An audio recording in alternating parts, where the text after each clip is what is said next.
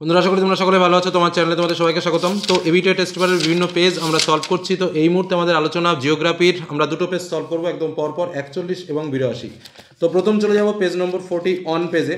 আমরা কিন্তু সমস্ত পার্টটাই শেয়ার করছি, এমসিকিউ এসএকিউ প্রত্যেকটা পার্ট। তো চলো, প্রথম প্রশ্ন, আরোহণ প্রক্রিয়ায় সৃষ্ট একটা ভূমিরূপ হলো, আরোহণ মানে উঁচু, তো উত্তর হয়ে যাবে কি আরোহণ প্রক্রিয়ায় বালিয়াড়ি, কারণ বাদ বাকি সবই হচ্ছে ক্ষয়কার্য। যাই হোক, তারপর একটা ইনসেলবার্জ আরও ক্ষয় পেয়ে গম্বুজাকৃতির ঢিবিতে পরিণত হলে তাকে কি বলা হয়? বোনহাট বলা হয়।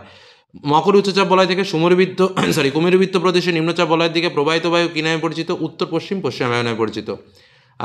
তারপরে প্রশ্ন, 3/4 মেঘভাগ মেঘাচ্ছন্নতা, তার মানে উত্তর হচ্ছে এইটা প্রতীক চিহ্ন, 3/4 প্রতীক চিহ্ন এটা। এটা যেমন 0, এটা যেমন 100%, এরকম এটা যেমন 50%, এটা 3/4। ভারত মহাসাগরের একটি উষ্ণ স্রোতের উদাহরণ কি? মৌসুমী স্রোত। একটি জোয়ার ও একটি ভাটার মধ্যে সময়ের ব্যবধান কত? 6 ঘন্টা 12 মিনিট 11.25 সেকেন্ড। আচ্ছা, ফ্লাই অ্যাশ কোথায় দেখা যায়? তাপবিদ্যুৎ কেন্দ্রে। তারপরে চলো, সর্বাধিক আন্তর্জাতিক সীমান্তযুক্ত রাজ্য কোনটি? পশ্চিমবঙ্গ। গোদাবরী ও কৃষ্ণা নদীর বদ্বীপের মাঝে অবস্থিত হ্রদের নাম কি? কোলেরু। ভারতের মৃত্তিকা সংরক্ষণে গ্রহীত একটি পদ্ধতি কি? উত্তর হচ্ছে ফালি চাষ। আচ্ছা, বলুইবিল পোকার আক্রমণ ঘটে কোন চাষে? তুলা চাষে। ভারতের বৃহত্তম সরকারি লৌহ ইস্পাত শিল্পকেন্দ্র হচ্ছে ভিলাই। 2011 সালের আদমশুমারি অনুযায়ী ভারত সর্বাধিক সাক্ষরতাযুক্ত কেরল। র্যাডার হলো কি? একটা অ্যাক্টিভ সেন্সর। র্যাডার কি? একটা অ্যাক্টিভ সেন্সর।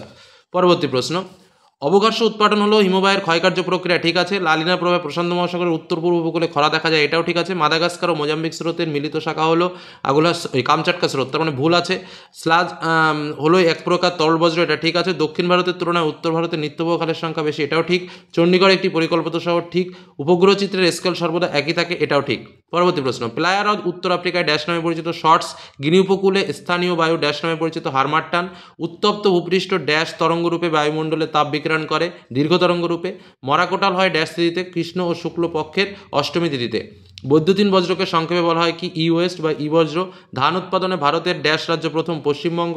আচ্ছা, উপগ্রহ চিত্র প্রস্তুত করে কোন সংস্থা? এনআরএস এসএ, অর্থাৎ ন্যাশনাল রিমোট সেন্সিং এজেন্সি। বিশ্বের বৃহত্তম ও গভীরতম সার্ক কোনটি? উত্তর হচ্ছে আটলান্টিকার তোমার ওয়ালকট। উষ্ণতার হ্রাসের স্বাভাবিক হার কত? 6.4 ডিগ্রি সেন্টিগ্রেড পার কিলোমিটার। আচ্ছা, জলীয়বাষ্প ঘনীভূত হয়ে ভূপৃষ্ঠস্থ কোনো বস্তুর ওপর জলবিন্দু রূপে জমা হলে তাকে কি বলে? শিশির বলে। একটি কঠিন সংক্রামক বজ্রের উদাহরণ কি? সিরিঞ্জ। হারভেস্টিং প্রোগ্রাম কোন রাজ্যে নেওয়া হয়েছে? তামিলনাড়ু। যে শস্য জুন জুলাই মাসে বপন করা হয় এবং নভেম্বর ডিসেম্বর মাসে তোলা হয় তাকে কি বলে? খারিফ শস্য বলে। কুমায়ুন হিমালয়ের হিমবাহ সৃষ্টিকারী হ্রদগুলো কি কি? উত্তর হচ্ছে তাল। সামুদ্রিক মাছের প্রধান খাদ্য কি? উত্তর হচ্ছে প্লাঙ্কটন। এবার ডান স্তম্ভ বাম স্তম্ভে চলে যায়। বারখানের সঙ্গে হচ্ছে তোমার বায়ুর সঞ্চয় কার্য। ক্রান্তীয় কুণ্ডবাত হচ্ছে ইয়াস। ক্রান্তীয় কেন্দ্রীয় কৃষি গবেষণাগার হচ্ছে পুষা। সিটি অফ জয় হচ্ছে কলকাতা। চলে যাবো পরবর্তী সেটে। চলে এলাম পরবর্তী সেট, পেজ নম্বর 82। চলো প্রশ্নগুলোর উত্তর দেখে নিই। বিভিন্ন সঞ্চয়জাত ভূমিরূপ গঠিত হয় যে প্রক্রিয়ায়, সেটা হচ্ছে আরোহণ। জলপ্রপাতের পাদদেশে জলাঘাতে গঠিত গর্ত যথাক্রমে কী নামে পরিচিত? প্রপাতকূপ। জলপাতের নিচেই, একটু ভাষাটা একটু হড়মুড়িয়ে দিয়েছে। আচ্ছা, হিমালয় পর্বতের নীলকণ্ঠ শৃঙ্গ একটি কি? পিরামিড চূড়া। তারপর হচ্ছে ঋতুভিত্তিক প্রবাহিত সাময়িক বায়ু হলো কি? মৌসুমী বায়ু। শৈলক্ষে বৃষ্টিপাত সংঘটিত হয় পর্বতের কোন ঢালে? প্রতিবাদ ঢালে। একটি উষ্ণ স্রোতের উদাহরণ হলো কি? নিরক্ষীয় স্রোত। ফ্লাই অ্যাশ কোন প্রকার বজ্রের উদাহরণ? উত্তর হচ্ছে শিল্প। কৃষি। তারপর হচ্ছে ক্যারিওয়াজ মৃত্তিকা দেখা যায় কোথায়? কাশ্মীর উপত্যকায়। ভারতের বৃহত্তম সেচখাল কোনটি? উত্তর হচ্ছে ইন্দিরা গান্ধী ক্যানেল। তারপরের প্রশ্ন চলে আসি, কর্ণাটকে আম্রবৃষ্টিকে বলা হয় কি? চেরিবিলাজম। আচ্ছা, তারপরে ভারতের চা গবেষণাগার কোথায়? জোরহাটে। যে শিল্পের জন্য সল্টলেকের সেক্টর 5 বিখ্যাত, সেটা হচ্ছে তথ্য প্রযুক্তি শিল্প। ভারতের সর্বাধিক স্বাক্ষর রাজ্য কোনটি? উত্তর হচ্ছে কেরল। ইসরোর সদর দপ্তর কোথায় অবস্থিত? বেঙ্গালুরুতে। সত্য মিথ্যাতে চলে আসি। দুটি নদীর মধ্যবর্তী অঞ্চল হলো দোয়াব, ঠিক আছে। ট্রোপোস্ফিয়ার উচ্চতা বৃদ্ধিতে উষ্ণতা বৃদ্ধি পায়, ভুল। আপেক্ষিক আর্দ্রতা শতকরা হারে প্রকাশ করা হয়, ঠিক। মুখ্য জোয়ারের বিপরীতে গৌণ জোয়ার তৈরি হয়, একদম ঠিক। ভারতের রাজ্য পুনর্গঠনের ভিত্তি হলো ভাষা, ঠিক। মরু উদ্ভিদ সরলবর্গ প্রকৃতির, ভুল। হীরক চতুর্ভুজ রেল যোগাযোগ ব্যবস্থার সাথে যুক্ত, ঠিক।